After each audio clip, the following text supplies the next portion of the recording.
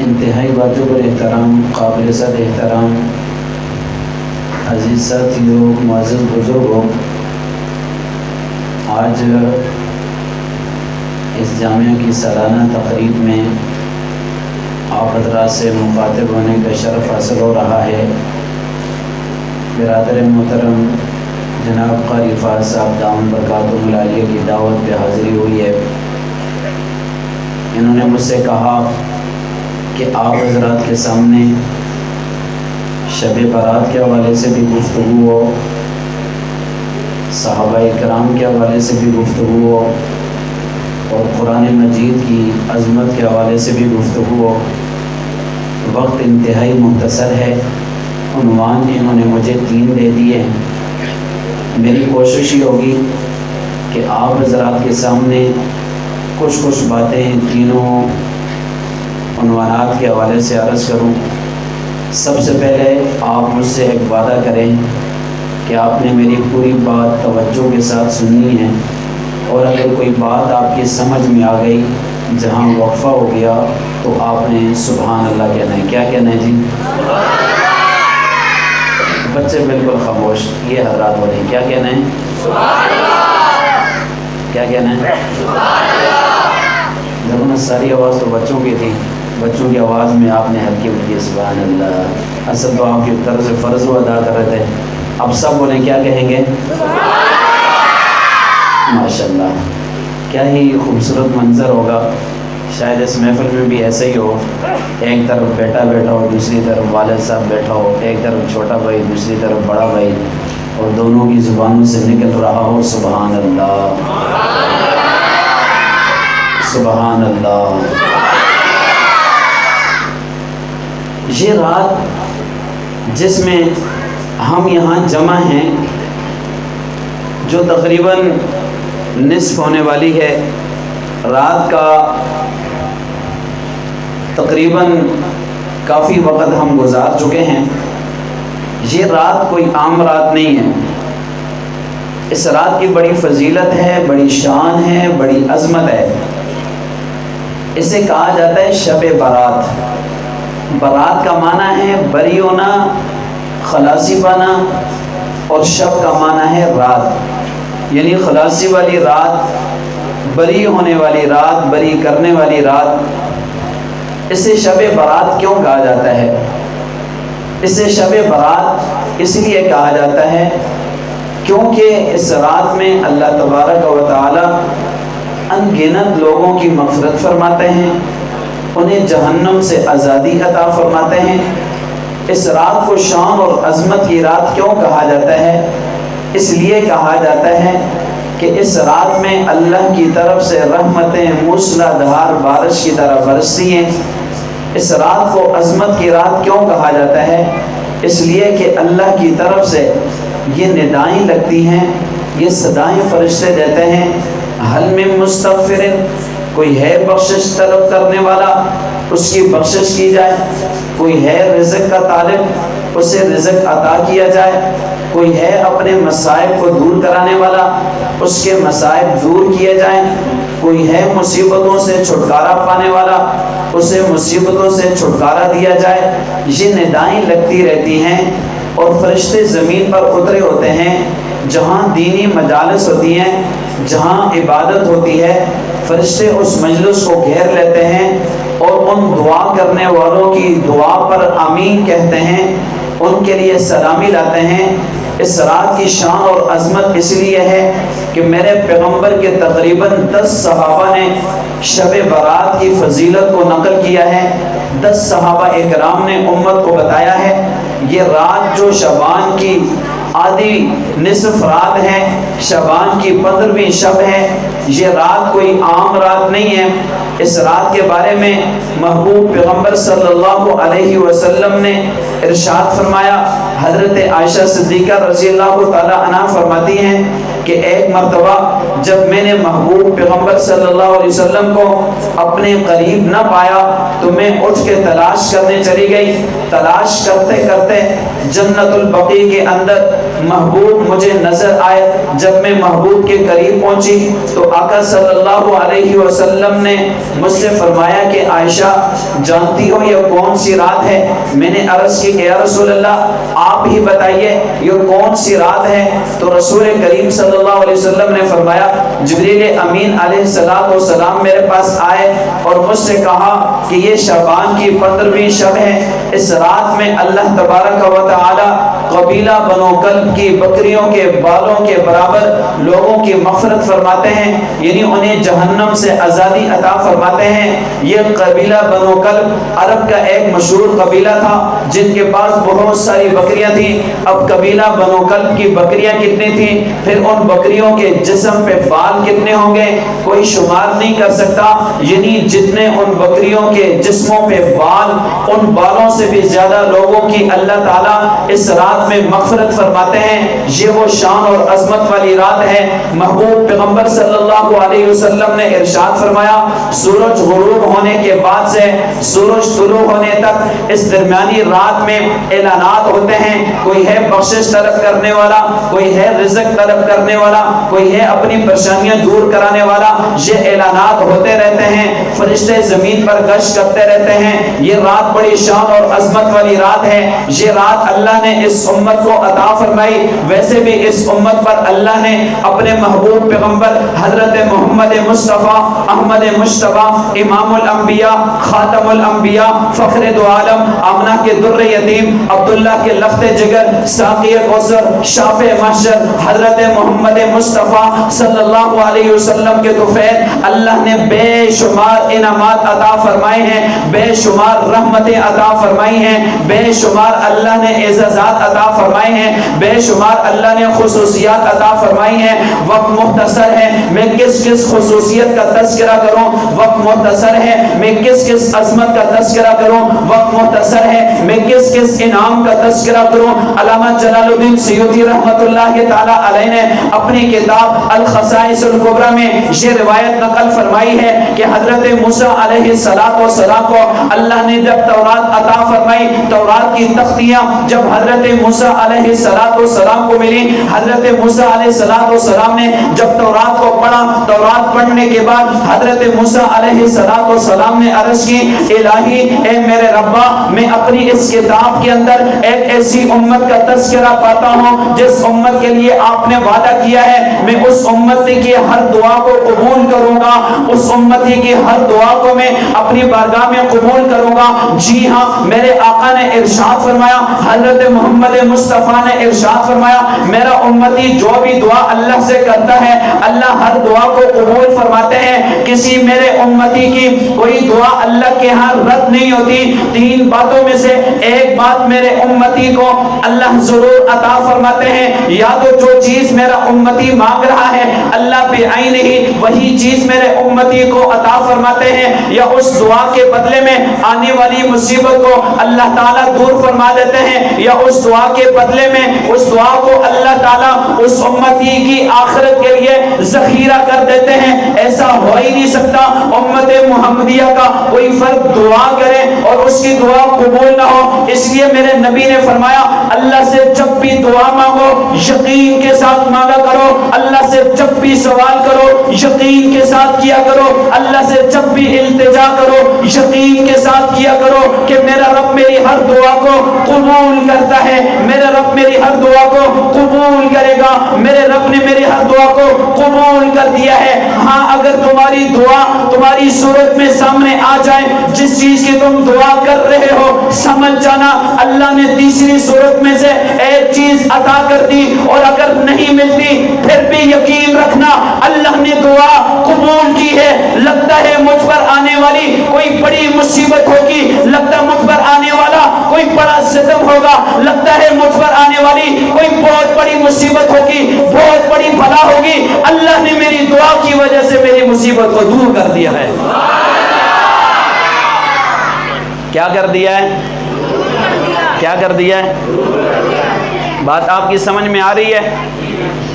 اللہ نے اپنے محبوب صلی اللہ علیہ وسلم کے صدقے امت کو بے شمار انعامات عطا فرمائے، ان گنت انعامات۔ حضرت موسیٰ علیہ السلام نے فرمایا اللہ میں اپنی اس کتاب کے اندر ایک ایسی امت کا تذکرہ پاتا ہوں، یہ شان اور عظمت ہے، کتاب نازل ہوئی حضرت موسیٰ علیہ السلام پر، لیکن جو اس کتاب میں اللہ نے عظمتیں بیان فرمائی امت محمدیہ کی، نازل ہوئی حضرت موسیٰ علیہ السلام پر، لیکن شان اور عظمت کس کی بیان ہو رہی ہے؟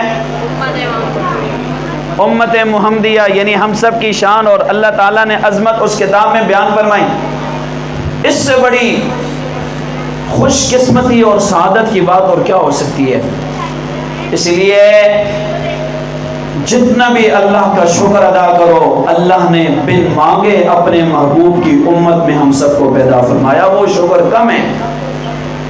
اس کی شان اور عظمت کا اندازہ آپ کو کل قیامت کے دن ہوگا، جب نفسا نفسی کا عالم ہوگا، انبیاء بھی پریشان ہوں گے، نفسا نفسی کے عالم میں ہوں گے۔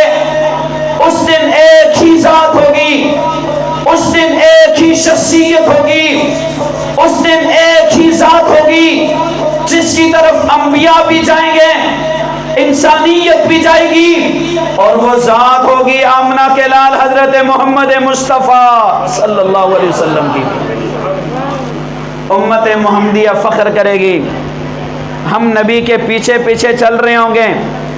حوض کوثر پہ حضور نے فرمایا میں اپنی امت کا انتظار کروں گا، دائیں بائیں صحابہ ہوں گے۔ میں اس عنوان پہ اگر شروع ہو جاؤں بہت وقت لگ جائے گا۔ جو میں عرض کر رہا تھا، حضرت موسیٰ علیہ السلام نے فرمایا اللہ میں اپنی تورات میں ایک ایسی امت کا تذکرہ پاتا ہوں جو آپ سے دعا کرے گی، آپ اس کی دعا کو قبول کریں گے۔ اللہ میں ایک ایسی امت کا تذکرہ پاتا ہوں جن کے لیے مال غنیمت حلال ہوگا، اس سے پہلے مال غنیمت کسی امت کے لیے حلال نہیں تھا۔ یہ امت محمدیہ کی خصوصیت ہے، امت محمدیہ کے لیے مال غنیمت کو اللہ نے حلال کر دیا۔ اللہ میں اپنی کتاب کے اندر اس امت کا تذکرہ پاتا ہوں جس امت کے لیے ساری زمین کو سجدہ گاہ بنا دیا، جہاں چاہے گی جس جگہ چاہے گی وہ اپنی عبادت کر سکے گی۔ اس سے پہلے کسی امت کے لیے اجازت نہیں تھی، بلکہ ہر امت کے لیے حکم یہی تھا کہ عبادت کرنی ہے، عبادت خانے کے اندر، عبادت خانے کے علاوہ کسی جگہ وہ عبادت نہیں کر سکتے تھے۔ لیکن جب باری آئی امت محمدیہ کی، حضور علیہ السلام کی جب امت کی باری آئی، اللہ نے فرمایا میں نے ساری زمین کو اس امت کے لیے سجدہ گاہ بنا دیا ہے، کہیں بھی پاک زمین پر یہ عبادت کر سکتے ہیں، نماز پڑھ سکتے ہیں، اپنی عبادت کر سکتے ہیں۔ حضرت موسیٰ علیہ السلام نے فرمایا اللہ میں اپنی کتاب کے اندر اس امت کا تذکرہ پاتا ہوں جو نیکی کا ارادہ کرے گی۔ سنو، توجہ کے ساتھ سنو، اپنی شان اور عظمت سنو۔ حضرت موسیٰ علیہ السلام نے فرمایا اللہ میں اپنی کتاب کے اندر اس امت کا تذکرہ پاتا ہوں جو نیکی کا ارادہ کرے گی، ان کے نیکی کے ارادے کرنے پر آپ اس امت کو اجر عطا فرمائیں گے، اور اگر نیکی کا ارادہ کرنے کے بعد وہ امت نیکی کر گزرتی ہے تو ایک نیکی کے بدلے میں 10 گنا انہیں بڑھا کر کے اجر اور ثواب عطا فرمایا جائے گا۔ اللہ میں اپنی کتاب کے اندر اس امت کا تذکرہ پاتا ہوں جو اگر گناہ کا ارادہ کرے ان کے لیے کچھ بھی نہیں لکھا جائے گا، اور اگر کوئی گناہ کر گزرتا ہے پھر سچے دل سے توبہ کرتا ہے تو اس کے گناہ کو بھی معاف کر دے گا، اور اس کے گناہ کے بدلے میں اس کے نامہ اعمال میں نیکیوں کا اضافہ کر دے گا۔ گناہ سے توبہ کرنے کے بعد جب بندہ گناہ سے توبہ کرتا ہے، جہاں اس کا گناہ معاف ہوتا ہے وہیں پر اس کے گناہ کے بدلے میں نیکیوں کا اضافہ ہوتا ہے۔ حضرت موسیٰ علیہ السلام نے فرمایا اللہ میں اپنی کتاب کے اندر اس امت کا تذکرہ پاتا ہوں جو آئے گی تو سب سے آخر میں، لیکن جنت میں سب سے پہلے داخل ہوگی۔ آئے گی سب سے آخر میں لیکن جنت میں سب سے پہلے داخل ہوگی۔ یہی میرے نبی نے فرمایا سب سے پہلے جنت کا دروازہ میں محمد کھٹکھٹاؤں گا، سب سے پہلے جنت کا دروازہ میرے لیے کھولا جائے گا، اور میں اپنی امت کے غرباء کو لے کر کے سب سے پہلے جنت میں داخل ہوں گا۔ آنے میں سب سے آخر میں حضرت نوح علیہ السلام سے لے کر حضرت عیسیٰ علیہ السلام تک تمام امتیں پہلے آئی ہیں۔ امت محمدیہ سب سے آخر میں آئی ہے، اور یہ بھی اعزاز ہے۔ معراج کی رات سدرۃ المنتہا کے مقام پر میرے پیغمبر کھڑے ہوئے، آقا صلی اللہ علیہ وسلم نے فرمایا کہ میرے سامنے سے امتیں گزاری گئیں۔ کیا کی گئیں؟ کیا کی گئیں؟ توجہ ہے آپ حضرات کی؟ امتیں گزاری گئیں۔ میں نے دیکھا کسی نبی کے ساتھ 4 امتی ہیں، کسی کے ساتھ 10 امتی ہیں، کسی کے ساتھ اس سے زیادہ تعداد میں ہیں، کسی نبی کے ساتھ 2 امتی ہیں۔ کچھ نبی ایسے بھی گزرے ہیں جن کے ساتھ کوئی امتی نہیں، اکیلا نبی گزر کے چلا گیا، لیکن آخر میں میری امت میرے سامنے سے گزاری گئی۔ تمام امتوں میں سب سے بڑی امت مجھ محمد کی امت تھی۔ اس لیے حدیث کی کتابوں میں آتا ہے قیامت کے دن 120 صفیں بنے گی ساری امتوں کی، جن میں سے 80 صفیں صرف امت محمدیہ کی ہوں گی۔ اس لیے میرے آقا نے فرمایا میں اپنی امت کی کثرت پہ فخر کروں گا۔ شب برات بڑی فضیلت اور شان اور عظمت والی رات ہے۔ دوسرا عنوان ہے قرآن مجید کی عظمت۔ میں نے جیسے کہ عرض کیا، اللہ تبارک و تعالی نے ہمارے نبی کو تمام نبیوں کا سردار بنایا، تمام نبیوں کا امام بنایا۔ یہ سارے ساتھی بیٹھ جائیں، آپ بیٹھیں گے تو میں بات کر سکوں گا۔ سب تشریف رکھیں، سب بٹھانے والے بھی بیٹھ جائیں، کوئی نہ اٹھے، بس بیٹھ جائیں، بیٹھ جائیں۔ ہمارا نبی تمام انبیاء کا سردار، تمام انبیاء کا امام۔ معراج کی رات میں اللہ تبارک و تعالی نے مسجد اقصی کے اندر تمام انبیاء کو جمع کیا، تمام انبیاء وہاں موجود تھے۔ جبریل امین علیہ السلام نے اذان دی، اذان دینے کے بعد میرے پیغمبر کا ہاتھ پکڑ کے مصلی امامت پہ کھڑا کیا۔ معراج کی رات میں میرے پیغمبر نے سارے انبیاء کو نماز پڑھائی۔ اس دن سے میرے پیغمبر امام الانبیاء۔ اب پیچھے صف میں حضرت آدم علیہ السلام سے لے کر کے حضرت عیسیٰ علیہ السلام تک تمام انبیاء موجود ہیں۔ حضرت موسیٰ بھی موجود، حضرت ابراہیم بھی موجود، حضرت یحییٰ و زکریا بھی موجود، حضرت عیسیٰ علیہ السلام بھی موجود، تمام انبیاء موجود ہیں۔ آگے مصلی امامت میں میرے اور آپ کے پیغمبر حضرت محمد مصطفیٰ احمد مصطفیٰ امام الانبیاء کھڑے ہیں۔ میرے پیغمبر سارے انبیاء کے امام بنے، اس لیے میرے آقا نے فرمایا اللہ نے تمام انبیاء کی امامت بھی مجھے عطا فرمائی، اور کل قیامت کے دن اللہ کی حمد کا پرچم بھی مجھ محمد کے ہاتھ میں ہوگا۔ اللہ کی حمد کا پرچم لے کر کے میں محشر کی طرف چلوں گا، تمام انبیاء اس پرچم کے نیچے میرے پیچھے پیچھے چلیں گے۔ اللہ نے میرے نبی کو دنیا کی سرداری بھی عطا فرمائی، اللہ نے میرے نبی کو آخرت کی سرداری بھی عطا فرمائی، اللہ نے میرے پیغمبر کو شفاعت کبریٰ کا حق بھی عطا فرمایا۔ یعنی کل قیامت کے دن سب سے پہلے اللہ کی بارگاہ میں جو سفارش کرے گا، جو شفاعت کرے گا، سب سے پہلے جس کی سفارش اور شفاعت سے حساب و کتاب شروع ہوگا، یہاں ضیاء کالونی کے مسلمانوں، کرنگی کے مسلمانوں، وہ میرے اور آپ کے پیغمبر حضرت محمد مصطفیٰ صلی اللہ علیہ وسلم ہوں گے۔ اللہ نے دنیا کی سرداری بھی ہمارے نبی کو عطا فرمائی، آخرت کی سرداری بھی ہمارے نبی کو عطا فرمائی۔ انبیاء نے اس دنیا کے اندر مسجد اقصی میں ہمارے نبی کے پیچھے نماز پڑھی۔ کل قیامت کے دن ہم کے پرچم کو جب میرے پیغمبر لے کے چلیں گے، تمام انبیاء بھی میرے پیغمبر کے پیچھے چلیں گے۔ شفاعت کبریٰ کا حق بھی اللہ نے میرے نبی کو عطا فرمایا، اور پھر اس کے بعد اللہ نے میرے نبی کو جو بھی عطا فرمایا، اعلیٰ عرفہ عطا فرمایا، عرفہ عطا فرمایا۔ میرے پیغمبر کو اللہ نے جو کچھ دیا سب سے اعلیٰ دیا، سب سے عظمت والا دیا، سب سے عرفہ دیا۔ اللہ نے میرے نبی کو اگر مہینہ دیا، تمام مہینوں کا سردار رمضان المبارک جیسا اللہ نے میرے نبی کو مہینہ عطا فرمایا۔ اللہ نے اگر رات دی لیلۃ القدر، تمام راتوں کی سردار اللہ نے میرے پیغمبر کو رات عطا فرمائی۔ جی ہاں، اللہ نے اگر دن دیا تو جمعے جیسا دن، تمام دنوں کا سردار اللہ نے میرے نبی کو عطا فرمایا۔ اگر کتاب دی تو تمام کتابوں کی سردار قرآن مجید جیسی کتاب عطا فرمائی۔ اللہ نے اگر امت دی، تمام امت کو سردار امت محمدی عطا فرمائی۔ اللہ نے جو کچھ بھی دیا، آلہ دیا، عرفہ دیا، عظمت والا دیا، کتاب دی، قرآن مجید جیسی کتاب جو تمام کتابوں کی سردار ہے۔ میں اس کی فضیلت میں نہیں جاتا، صرف اتنی بات عرض کروں گا، یہ کتاب تمام آسمانی کتابوں کی سردار ہے۔ اس سے پہلے کوئی کتاب بھی آج محفوظ نہیں ہے۔ ہر کتاب کے اندر یا تو تحریف ہو گئی، رد و بدل ہو گیا، یا وہ کتابیں ختم ہو گئی۔ اس کے بعد حضرت موسیٰ علیہ السلام پر اللہ نے تورات نازل فرمائی، یہودیوں نے اس میں رد و بدل کر دیا۔ حضرت عیسیٰ علیہ السلام کو اللہ نے انجیل عطا فرمائی، عیسائیوں نے اس میں رد و بدل کر دیا۔ حضرت داؤد علیہ السلام کو اللہ نے زبور عطا فرمائی، ان کی امت نے اس میں رد و بدل کر دیا۔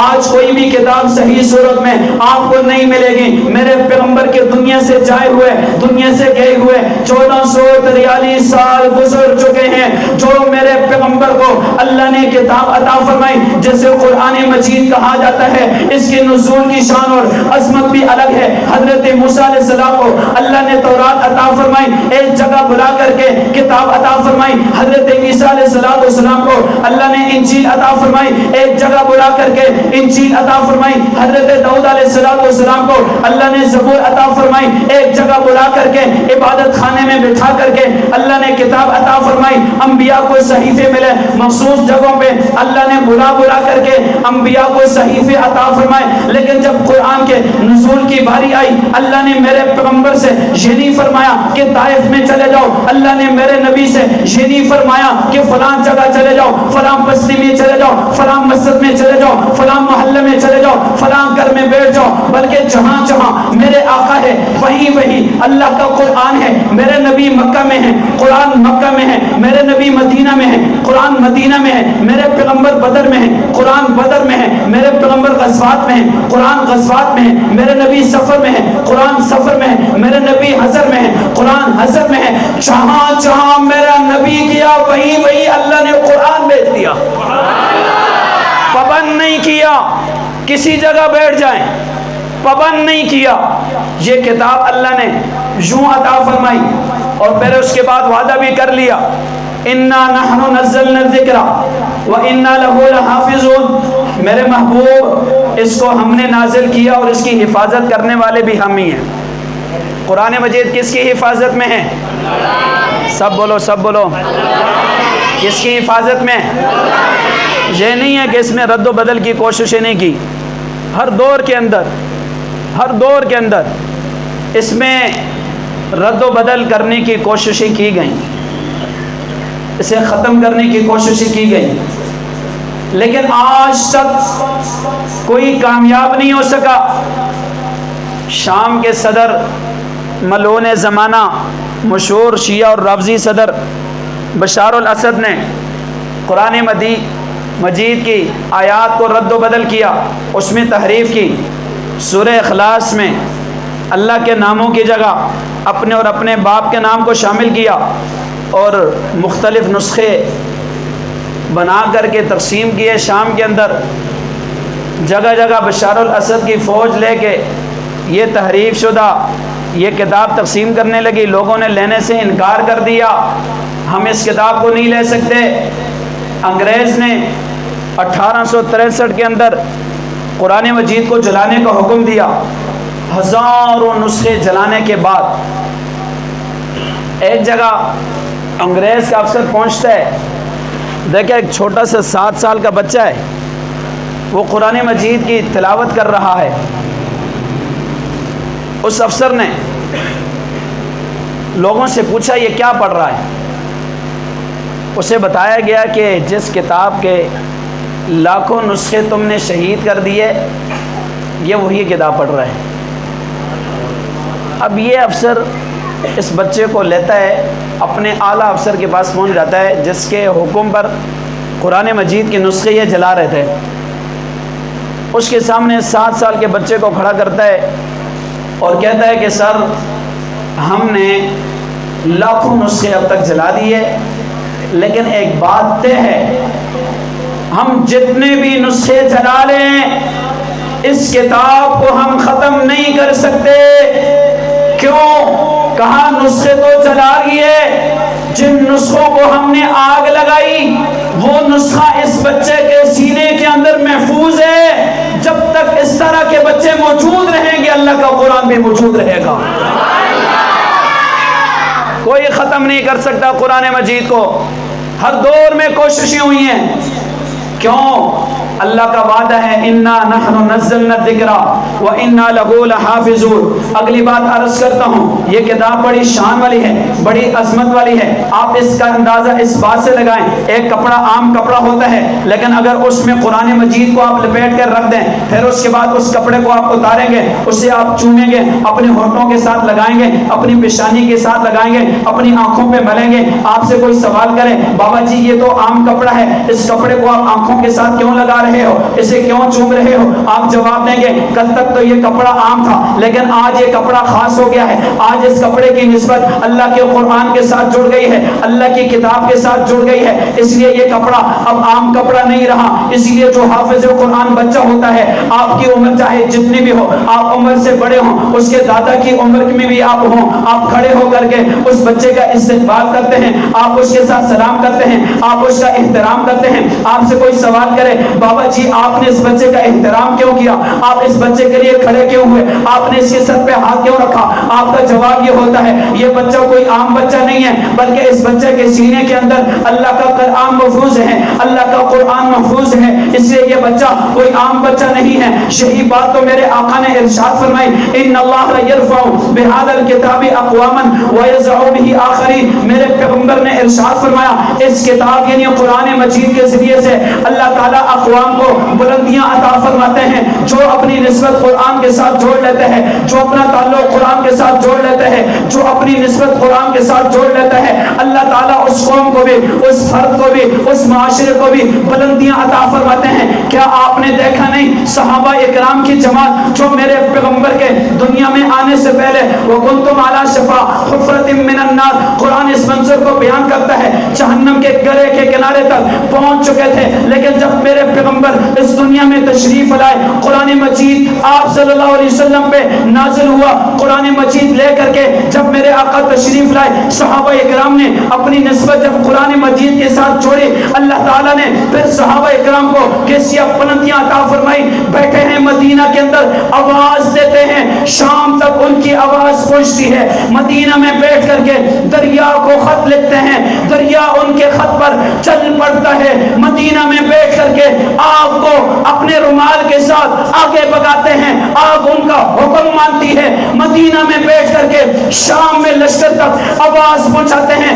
شہید صحابہ ہیں افریقہ کے جنگلات کے کنارے پہنچ کر کے کہتے ہیں ہم محمد عربی کے غلام ہیں، جنت اپنا جنگل کے درندوں جنگل کو خالی کر دو. آواز لگتی ہے، سارے درندے اپنے بچوں کو منہ میں اٹھا کر کے بچوں کو لے کر کے جنگل کو خالی کر دیتے ہیں. شہید صحابہ اکرام ہیں سمندر کے کنارے پہ پہنچ کر کے نستعین باللہ نتوکل علیہ حسبنا اللہ ونعم الوکیل نعم المولا ونعم النصیر کے کلمات پڑھ کے اس سمندر پہ چلنا شروع کر دیتے ہیں. سمندر ان کے لیے سمجھ جیسا فرش بن جاتا ہے، راستے دے دیتا ہے. یہ صحابہ اکرام ہیں چلتے زمین پر ہیں، قدموں کی آہٹ جنت میں سنائی دیتی ہے. یہ عظمت کیوں ملی، یہ شان کیوں ملی؟ اس لیے ملی ہے ان کی نسبت قرآن کے ساتھ جڑ گئی. کس کے ساتھ جڑ گئی؟ اونچے آواز سے، اونچے آواز سے. یہ صحابہ اکرام اپنی نسبت کو قرآن کے ساتھ جوڑتے ہیں. بلال حبشی ہیں رضی اللہ تعالیٰ عنہ چلتے زمین پر ہیں. میرے آقا نے فرمایا کہ بلال کیا بات ہے؟ میں جنت کی سیر کر رہا تھا، میں نے اپنے آگے کسی کے چلنے کی آواز سنی. جبریل سے پوچھا جبریل کیا بات ہے، کوئی نظر نہیں آ رہا، چلنے کی آواز آ رہی ہے. جبریل امین نے فرمایا یا رسول اللہ یہاں جنت میں کوئی نہیں چل رہا، مدینہ کی گلیوں میں آپ کا غلام بلال چل رہا ہے، قدموں کی آواز جنت میں سنائی دے رہی ہے. کیوں؟ ان اللہ یرفع بہذا الکتاب اقواما ویضع به آخرین. جو اپنی نسبت اپنا تعلق قرآن کے ساتھ جوڑ لیتا ہے قرآن پھر بلندیاں عطا فرماتے ہیں. ویضع به آخرین.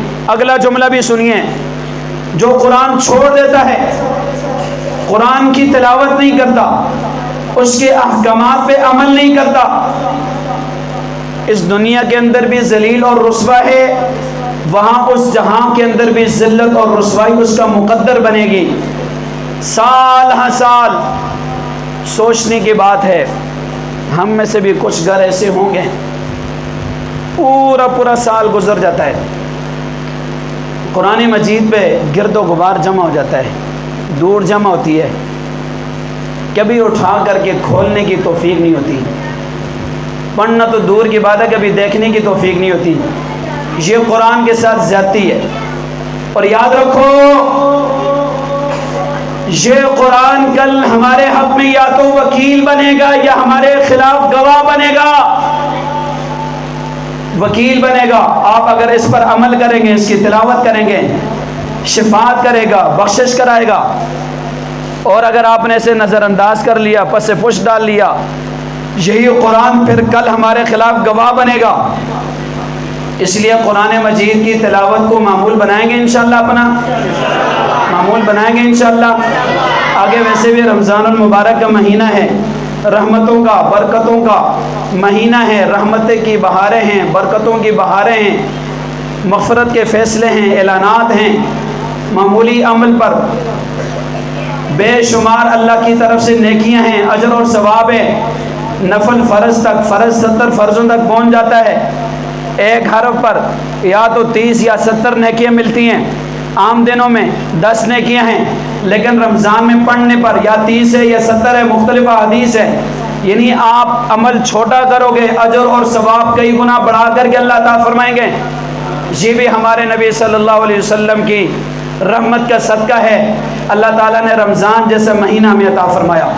اگلی بات، میں آپ سے ایک سوال کرنا چاہوں گا بات کے اختتام کی طرف۔ جبریل امین علیہ السلام قرآن مجید لے کے آ رہے تھے، میرے نبی کے سینے پہ نازل ہو رہا تھا، میرے پیغمبر وحی کے نزول کے بعد اس کی تلاوت کر رہے تھے۔ مثال کے طور پر جبریل امین علیہ السلام قرآن مجید کی آیات لے کر آئے، لا اقسم بہذا البلد وانت حل بہذا البلد ووالد وما ولد۔ جبریل امین علیہ السلام یہ آیات لے کر کے آئے، میرے نبی نے پڑھ کر کے تلاوت کی۔ آپ سے میرا سوال ہے، جب میرے پیغمبر پہ قرآن نازل ہو رہا تھا اور جب میرے نبی پڑھ کر کے سنا رہے تھے، سامنے سننے والے کون تھے؟ مزہ نہیں آیا؟ ابھی بھی لطف نہیں آیا؟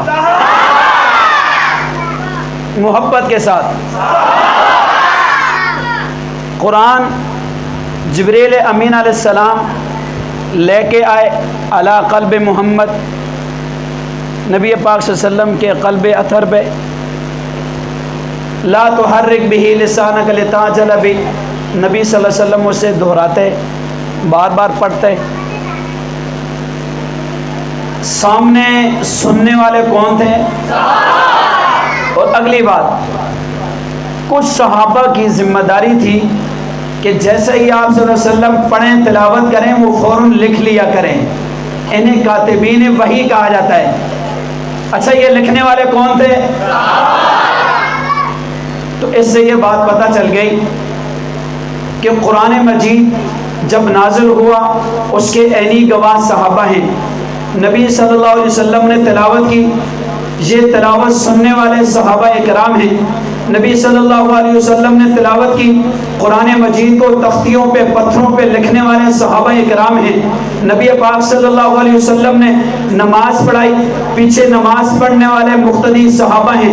نبی پاک صلی اللہ علیہ وسلم نے نماز میں قرآن مجید کی تلاوت کی، پیچھے سننے والے صحابہ اکرام ہیں۔ میرے نبی صلی اللہ علیہ وسلم نے سورہ فاتحہ کے آخر میں ولا الضالین کہا، آمین کہنے والے صحابہ اکرام ہیں۔ میرے نبی نے رکوع کیا، 7 رکوع کرنے والے الراکعون صحابہ کرام ہیں.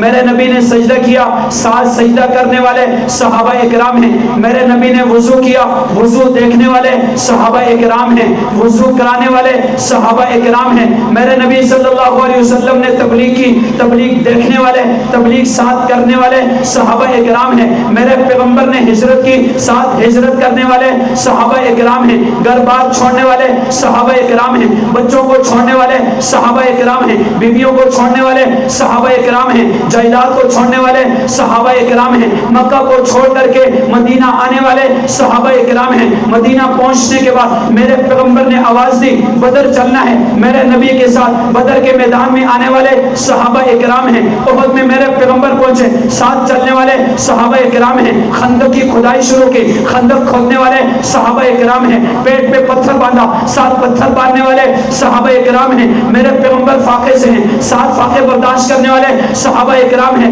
میرے پیغمبر تبوک میں پہنچے، ساتھ اپنے پکے ہوئے باغات کو چھوڑ کر کے، اپنی تجارت کو چھوڑ کر کے، اپنی معیشت کو چھوڑ کر کے تبوک کے میدان میں پہنچنے والے صحابہ کرام ہیں.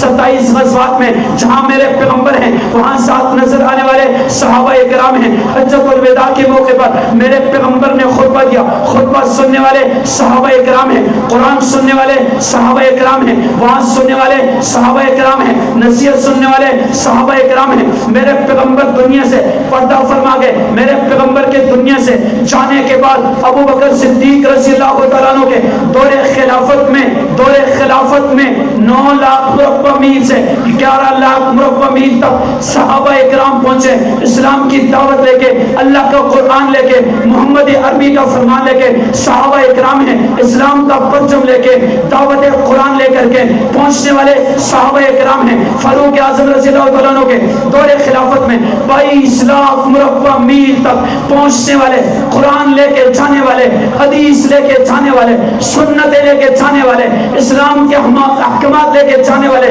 صحابہ کرام ہیں. حضرت عثمان غنی کے دور میں 64 لاکھ 44 لاکھ مربع میل تک پہنچنے والے صحابہ کرام ہیں. حضرت امیر معاویہ رضی اللہ تعالیٰ عنہ کے دور خلافت میں 64 لاکھ 65 ہزار مربع میل تک اسلام کی دعوت لے کے، اللہ کا قرآن لے کے، محمد عربی کا فرمان لے کے، دین اسلام کے احکامات لے کے پہنچنے والے صحابہ کرام ہیں. افریقہ تک پہنچنے والے صحابہ کرام ہیں، چین تک پہنچنے والے صحابہ کرام ہیں، آذربائیجان تک پہنچنے والے صحابہ کرام ہیں، قسطنطنیہ تک پہنچنے والے صحابہ کرام ہیں، قیصریہ تک پہنچنے والے صحابہ کرام ہیں، بخارا تک پہنچنے والے صحابہ کرام ہیں، شام تک پہنچنے والے صحابہ کرام ہیں، یمن تک پہنچنے والے صحابہ کرام ہیں، سمرقند تک پہنچنے والے صحابہ کرام ہیں، افغانستان تک پہنچنے والے صحابہ کرام ہیں. ملک پاکستان کے شہر پشاور اور سکر تک پہنچنے والے صحابہ کرام ہیں. پاکستان تک، ہم پاکستانیوں تک اللہ کا قرآن پہنچانے والے کون؟ محبت سے یہ سکر کے اندر صحابہ کرام کی قبریں موجود ہیں. یہ تجارت کے لیے آئے تھے؟ اونچی آواز سے سب بولو. یہ ذاتی کسی کام کی غرض سے آئے تھے؟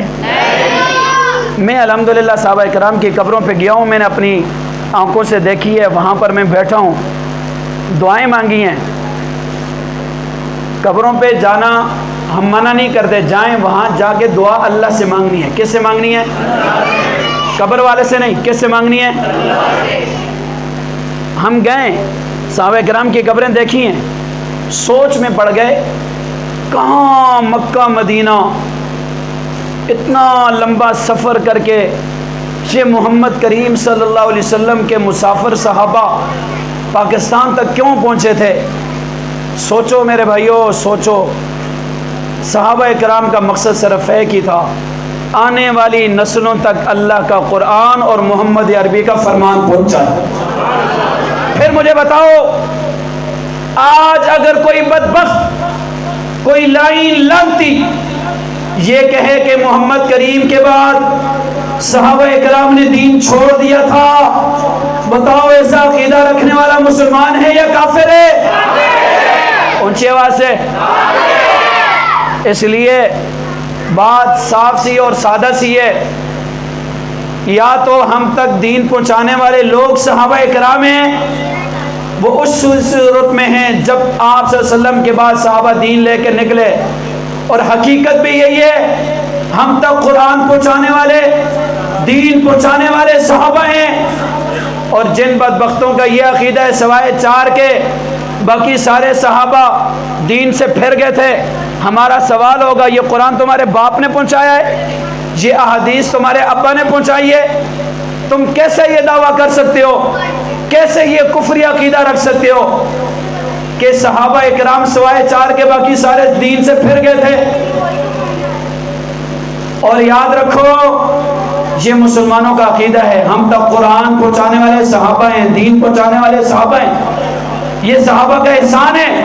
اور جو صحابہ کے بارے میں یہ عقیدہ رکھے ایسا شخص دارہ اسلام سے خارج ہے۔ کیا ہے بھائی؟ بس سیدھی سی صاف سی بات ہے۔ صحابہ کرام کے بارے میں کسی کو بھی بکواس کرتے ہوئے سنو، ان کے کفر میں شک نہ کرو، شک نہ کرو، دوسری بحث میں جاؤ ہی نہیں، دوسری تفصیل میں جاؤ ہی نہیں۔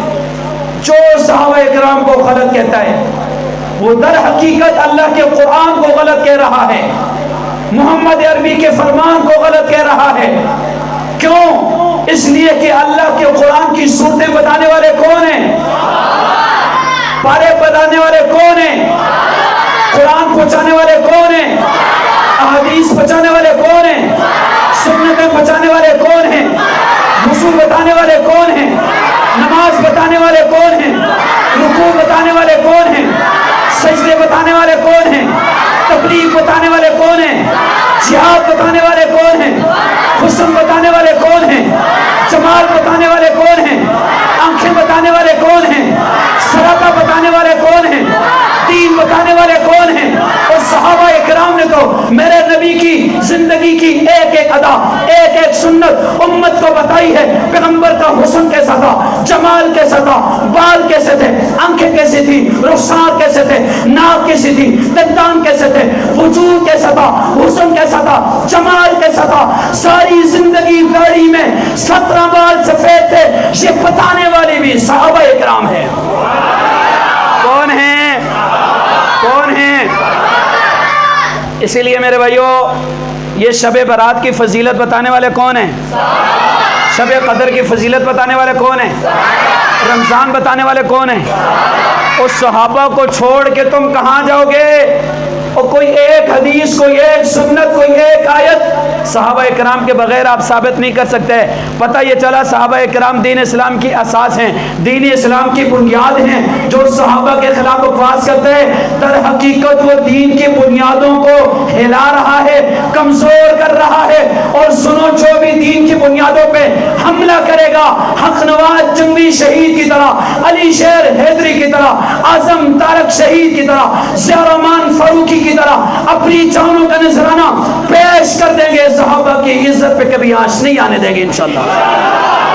صحابہ اکرام سے سچی محبت کرو گے انشاءاللہ، قرآن کے ساتھ اپنا تعلق جوڑو گے انشاءاللہ، آج کی رات عبادت کرو گے انشاءاللہ۔ چونکہ آدھی رات تو آپ دین کی مجلس میں بیٹھ کے گزار چکے ہیں، اب آخر میں یہ وظیفہ بتانے چلا ہوں۔ اب آپ نے جا کر سونا ہی ہوگا، یقیناً آپ نے کم سے کم 300 مرتبہ درود شریف پڑھنا ہے۔ کتنی مرتبہ؟ کتنی مرتبہ درود شریف پڑھنا ہے؟ اور 300 مرتبہ استغفار پڑھنا ہے۔ کیا پڑھنا ہے؟ صلی اللہ علیہ وآلہ آلہ وسلم، استغفر اللہ ربی من کل ذنب واتوب الیہ۔ یہ ہو جائے اچھا ہے، نہیں تو کم سے کم استغفر اللہ۔ کوئی مشکل کام ہے بھائی؟ بس آپ یہ کام کریں، درود شریف پڑھیں، استغفار پڑھیں اور سو جائیں۔ فجر کی نماز آپ نے جماعت کے ساتھ پڑھنی ہے۔ کس کے ساتھ پڑھنی ہے؟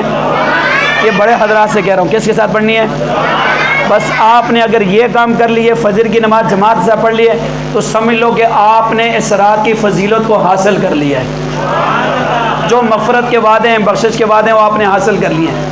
یہ آپ کا مدرسہ ماشاءاللہ خدمت کر رہا ہے، بچوں کو ماشاءاللہ پڑھا رہا ہے، اللہ کا قرآن پہنچا رہا ہے، پڑھا رہا ہے تجوید کے ساتھ، خدمات ہیں، آپ حضرات مدرسے کے ساتھ تعاون بھی کرنا ہے، اور اس کے ساتھ ساتھ ابھی رمضان المبارک آ رہا ہے، شہدائے ناموس صحابہ کے لیے جنہوں نے صحابہ کرام کی عزت اور ناموس کے لیے اپنی جانوں کا نذرانہ پیش کیا، آپ حضرات نے ان شہداء نے بھرپور تعاون کرنا ہے۔ جو کچھ کہا گیا اللہ تعالیٰ سمجھنے کی اور عمل کرنے کی توفیق عطا فرمائے۔